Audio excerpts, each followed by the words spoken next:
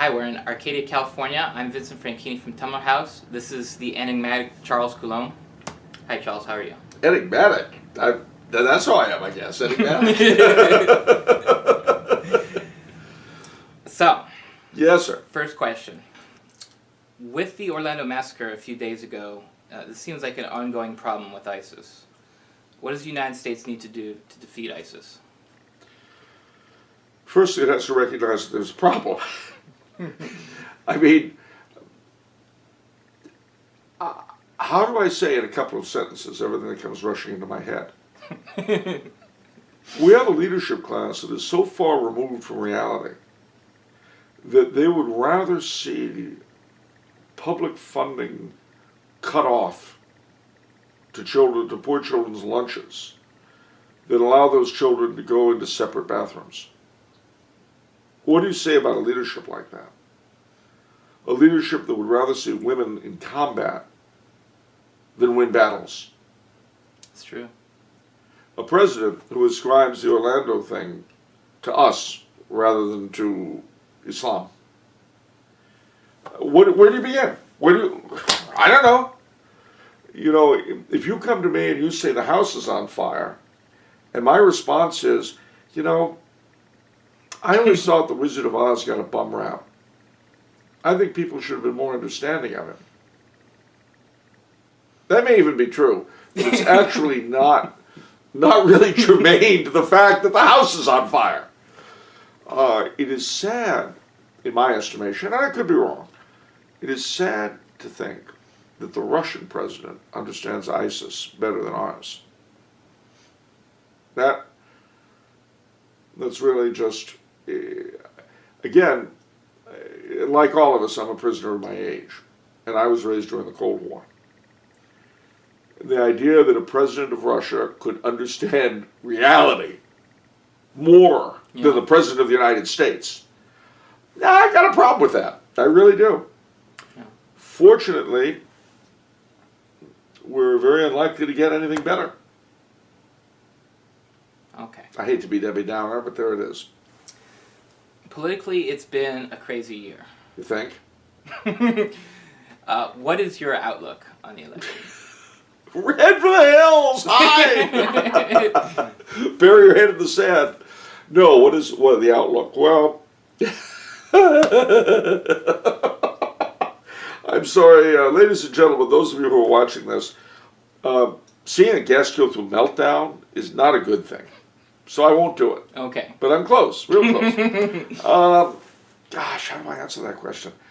Well, for starters, I'm going to voice a Criswell-like prophecy here, and I could very well be wrong, and I've got that caveat straight out. I think Mr. Trump is going to win the election. Really? Yeah, I do. The reason why is that Mrs. Clinton represents more of the same. And with every shooting in Orlando and the president reacting insanely, with every government forced integration of children's bathrooms, with every legal decision like the one up in Canada, though it doesn't directly apply to us, legalizing sorts of bestiality, with all of this stuff, every time that happens, it's almost as though the regime was saying, vote for Trump. But they're so deaf and so blind that they will not see what they're doing to their populace. And they don't care anyway, so it's all right. Mrs. Trump represents a vote for more of the same. Not Mrs. Trump, sorry, Mrs. Clinton. I don't know what a vote for her would represent, but a vote for Mrs. Clinton represents a vote for more of the same. A vote for Trump represents a vote for the unknown. And so normally you say, better the devil you know, but sometimes that reaches an unpleasant conclusion. Also, I have to say that my saying I think he's going to win doesn't necessarily mean I endorse it. Right. He's a very mercurial character. You can project on him whatever you want to. And in this area, I think he's a lot like FDR. How is that? Well, FDR was, again, someone you could paint any way you wanted him. He was very situational. That is to say, he didn't really have an agenda, except being in power, of course. And he would react to things however they came up. If you were to ask President Roosevelt, well, how would you react to this and that, he wouldn't be able to tell you until it happened. And I suspect, though I could be wrong, I suspect it's the same with Mr. Trump. I think that if he is elected president, it will be unpredictable. Now, he has done some things which, and I'm not talking about the wild things he says and this and that. I'm talking about the specific things, for instance, telling us in advance whom he would propose as judges. Right. That's a smart move. And if he keeps to it, the appointment of the Supreme Court justices is a huge part of, given the power that the Supreme Court has nabbed for itself over the past century and more, that's a very key thing. So, for that alone, by doing that, and especially if he keeps his promises in that regard, that's going to attract a lot of people. There's the thing. Well, he turns off minorities. Does he? Part of the problem that we have in facing this is that, number one, few people would admit they'd vote for Trump. Mm-hmm. Number two, a lot of our minorities, like the Latinos and the blacks, respect strong men. And whatever else you say about Mrs. Clinton, she's not a man. Mm-hmm. I suspect that Trump's following amongst the minorities is going to be a lot bigger than anyone thinks. And I also suspect that if those who don't vote for him are likely to stay home than to vote for Mrs. Clinton. I think if Mrs. Clinton wins, it would be an utter disaster. I mean, the lady is absolutely dedicated to Planned Parenthood. And if the history of Planned Parenthood were made known to blacks and Latinos and other minority groups, they would realize that they are supporting a way of thought, a way of thinking that hates them. Mm-hmm. But a good deal of their leadership has sort of been bought out. So it's hard to say, but if Mrs. Clinton does win, I won't be terribly surprised. I won't be terribly horrified either. If Mr. Trump wins, I won't be surprised. I won't be horrified. Okay. In a certain sense, and again, I hate being Debbie Downer, but why would it be other than this? You see, what no one is asking in this question, everyone's, well, I love Trump, I love Hillary, or I hate Trump, I hate Hillary, right. Fine. Why is it these are the only two we've got? Why is it, after 240 years, this is what we have? What is it about our national character? What is it about the United States of America that produces this? Why are we in the position of having to vote for either death or the wild card? Why is that? I don't know. Well, no. There are answers, but we have to ask the questions, and we don't. One of the things about us as Americans is that we're very smug people. We presume we're wonderful, and we never question anything. We never look back and think, gee, look, for instance, at the ongoing war on Confederate symbols. Let me tell you something. This is not about righting past wrongs. You know how I know? I'll tell you how I know. In 1913, they had the 50-year reunion at Gettysburg. And they had all these old men, old veterans who'd really been there and stuff. Mm-hmm. And these old Confederates relived Pickett's charge. And these old Union folk were waiting for them. But not 50 years later with rifles, with open arms. They hugged them. And I don't know how to put this to you, but America in 1913 was not a huggy place. They weren't getting in touch with their feelings, giving each other input and feedback. No, they weren't like that. That was how the combatants of that war were. No other country on earth with a civil war that bloody, that bitter, could have been reconciled to such a degree only 50 years later. I'm old enough to remember the closing years of the Civil War centennial, because I was born when it began in 1960. And what was it all about? It was all about the bravery on both sides and the national reconciliation. Something no other country on earth could have achieved. And I am not an American exceptionalist. I am not a Yankee Doodle Dandy. But that is an accomplishment that no one can take away from us, like inventing the cocktail. So, what do I see now? Those old wounds being ripped open. And for what? For what? It's not about righting past wrongs, because those people got over it. The people who actually went through it got over it. I'll tell you what it's about. It is about our elites, our ownership, our regime, whatever you want to call our masters. It is about them trying to demoralize and punish a section of the country that's not going along with the program quickly enough.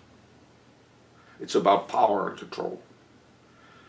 And I'll tell you, some of this stuff, when the city council of Memphis, Tennessee, voted to pull General Forrest and his wife out of their tombs. Now, they couldn't do it, actually. It was this two Latin words that everybody in charge of church and state should get tattooed on them somewhere, anywhere, far anywhere else. Ultra vires, beyond your power. You can't do that, little man. I would love to see them all tattooed with that. But anyway, the city council votes to do this. And I was asked at the time when I thought of it, I said, I'd be in favor of it if they were made to eat the corpses on television. Well, it'd be going along. You know how popular The Walking Dead is.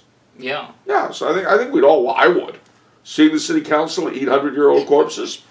And think of the ratings. It'd be on all three networks. Would beat out the party conventions. That's true. So, at any rate, seriously, it is a mess. It is absolutely miserable. 8 years ago, Barack Obama promised hope and change. What are you hoping for? Change. What will the change bring? Hope. Will that hope bring change? Will that change bring hope? Okay, we did that. In a weird way, Trump mirrors that. We don't know what Trump is going to bring us any more than we knew what Barack would bring us. If you believe Barack, he didn't have an agenda. This whole gay marriage thing, which is so popular with him, and which Mr. Justice Kennedy, the good Irish Catholic, really gave us. We don't know what we're going to get. But if we know what we're going to get with Hillary, we don't know what we're going to get with Trump.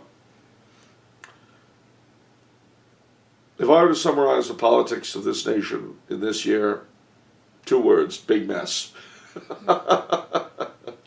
Okay. Well, let's jump across the pond. What do you think about Britain's exit? Brexit. Brexit.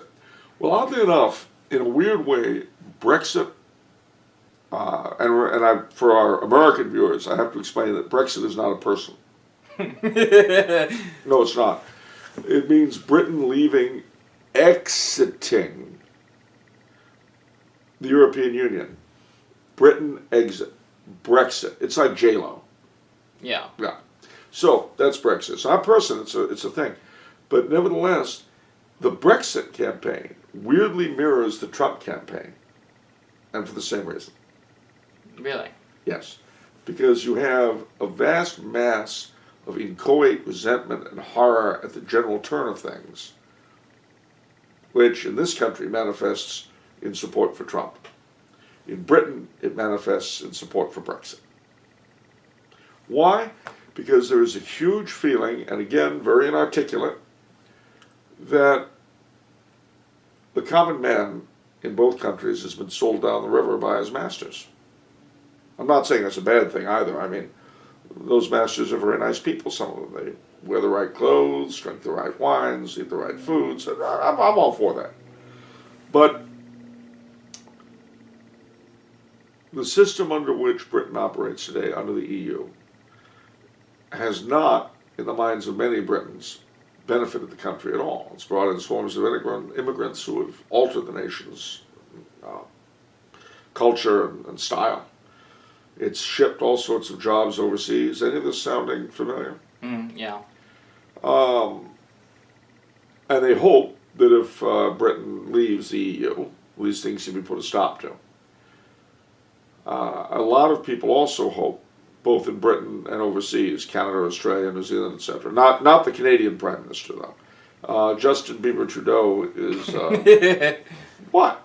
That's his name, isn't it? Anyway, he's inherited his father's probity and his mother's brains, which is a very sad legacy to pass on to anybody. But anyway, he's come out against it, but that's a classist thing, because the elites in Britain are certainly not in favor of it. Mr. Obama's against it. They're all against Brexit.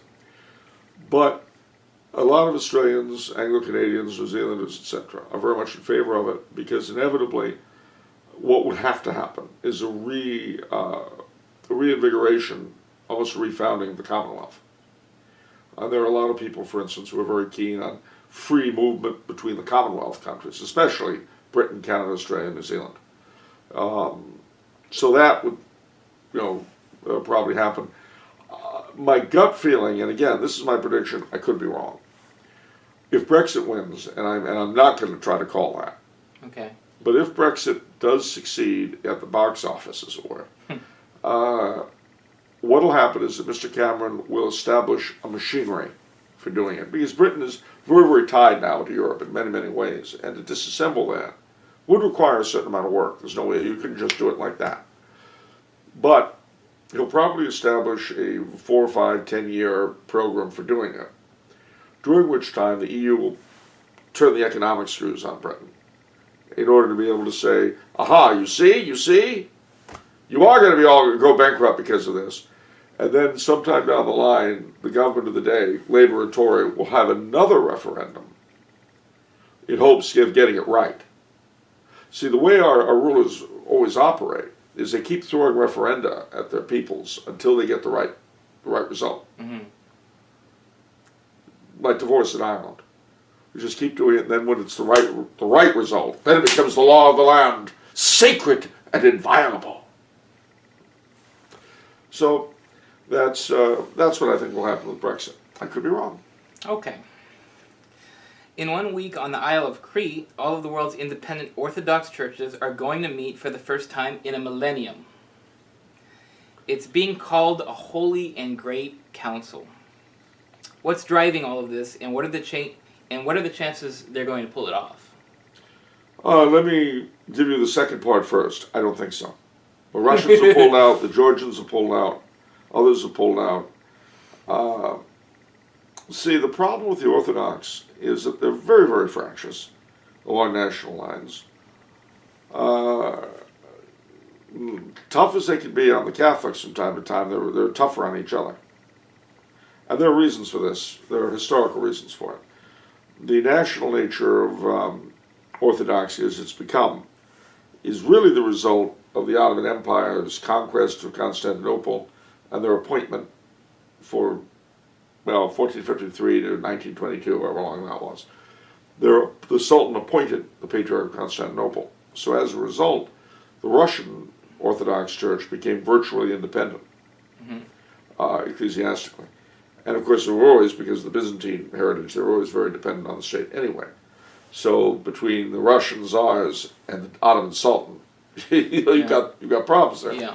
And then as the Ottoman Empire collapsed, because the Patriarch of Constantinople was the secular head, the temporal head of the Greek Orthodox within the Ottoman Empire, and answerable to the Sultan for their good behavior, as Romania, Serbia, Greece, Montenegro, all these countries, Bulgaria, became independent of the Ottomans, they set up their own independent Orthodox churches, spiritually dependent on Constantinople. This was condemned, by the way, as a heresy by the Patriarch of Constantinople in 1872, but because it was done in response to the formation of a separate Bulgarian Patriarchate, it's not really taken too seriously. So, to answer the second half of the question, I don't think it's going to work. Right. Which I must say I don't think is a good thing, but I don't think it's going to work. As to why they tried to pull it off, severalfold. One, the Orthodox are aware, in ways that many Catholics are not, of the terror of what secularism and Islam hold for the faith, for Christianity. And they would like to present a united front against it. They also, for them to deal with us, also requires a united front. But I don't think they're capable of it, because the ecclesiology that's built up amongst them over the past several centuries doesn't really permit them to do anything. It is an old joke, which is very, actually two of them, both of which are very painful, and I'll tell them anyway. Okay. The one is that the difference between the Catholics and Orthodox is that Catholics will tolerate any amount of heresy, but no schism. Orthodox will tolerate any amount of schism, but no heresy. And the follow-on joke to that is that in the West, in the East, tradition swallowed up authority. And in the West, authority swallowed up tradition. So it's almost as if the two halves were meant to work together to like correct each other's radical vagaries. Wow, almost as though Christ had meant them to be one. Oh wow, that couldn't be, could it? Didn't our Lord pray that they all might be many and hate each other's guts? Isn't that in the gospel? But I will say about that, though, that the current Patriarch of Moscow made a statement when he was the Archbishop of Smolensk and head of the ecumenical relations of the Moscow Patriarchate. He said something which really resonated with me then and really does with me now. Mm-hmm. And that is that the schism would not end until, he says, schism is like divorce. That's usually the result of sinfulness on both sides. And we will not end the schism until we see it as a sin and feel it as a pain. Interesting. And regardless of his own dispositions, which of course I don't know, my mind reading has been off recently. Yeah. But certainly the statement is 100% true. And I always tell my Orthodox friends, that the current schism, juridically now, only dates not from 1054 but 1462, when the Patriarch that was appointed by the Sultan, Gennadios II, for the purpose of breaking the Union of Florence. That is when this current schism, legally speaking, dates from. But, say I, because it was done by a Patriarch appointed by the Sultan, at the Sultan's behest, I refuse to recognize it. There's no way I'm going to accept a schism that's given me by a Sultan. Ain't happening. So, they're just going to have to accept the fact that I accept them as brothers in Christ. Okay. And I'm sorry if it's painful for them. Okay. The last and most important question. Uh-oh. Of course. Would you have shot Harambe the Gorilla? No. I've recently accepted a position as the Harambe family spokesman. Really? Spokesperson, yes. The family would like to thank the public for their support in this very difficult time. No.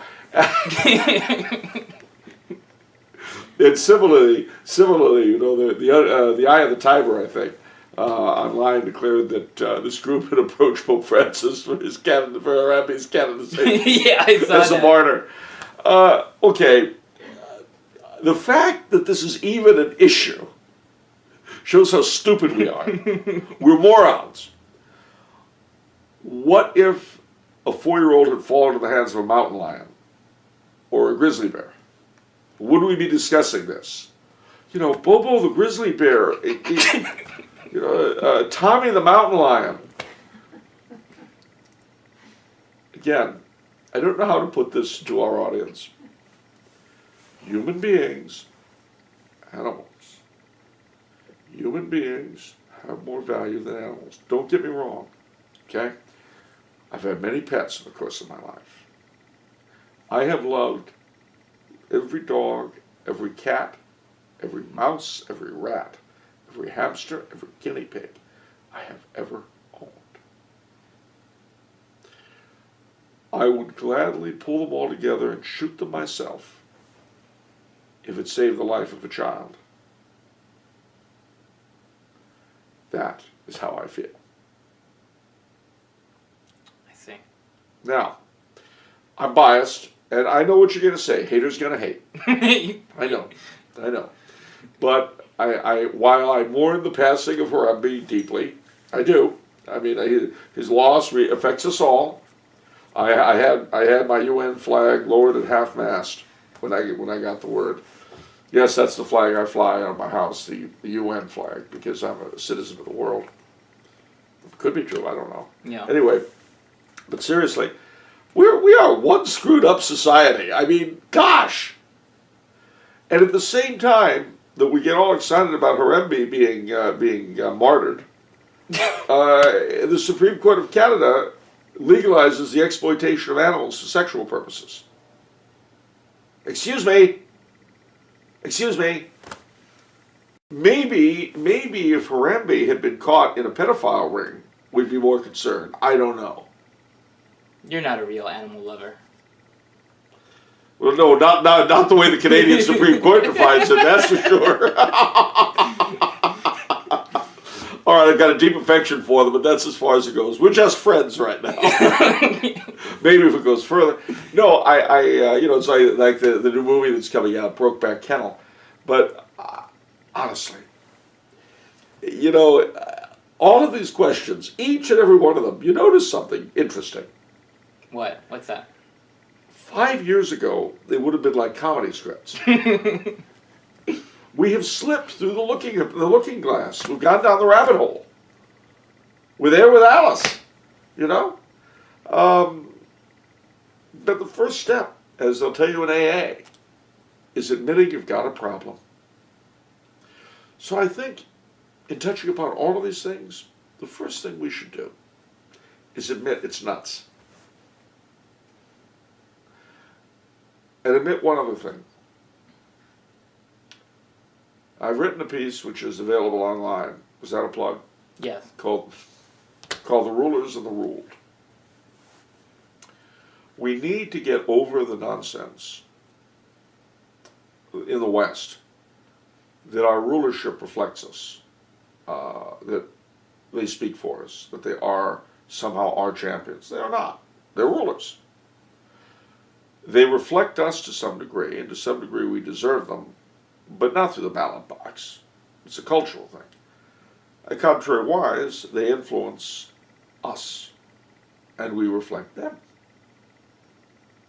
So, when you ask yourself, when you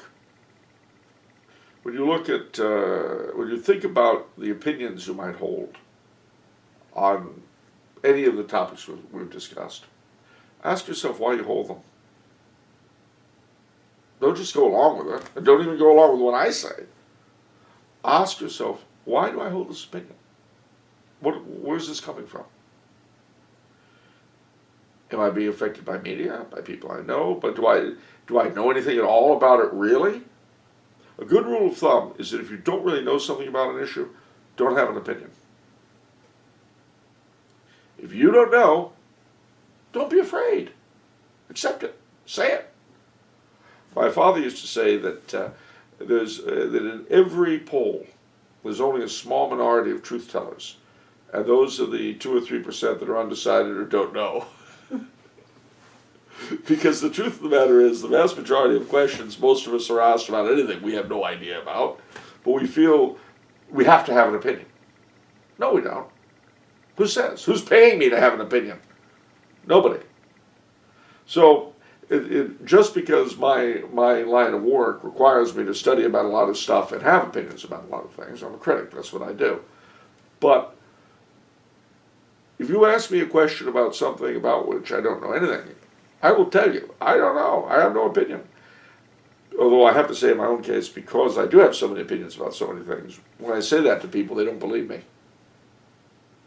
You've got to have an opinion. Come on, why? A, I don't know anything about the topic. B, any opinion I have would be completely completely uninformed and so actually worse than a wrong opinion. And thirdly, if you want me to have an opinion, pay me.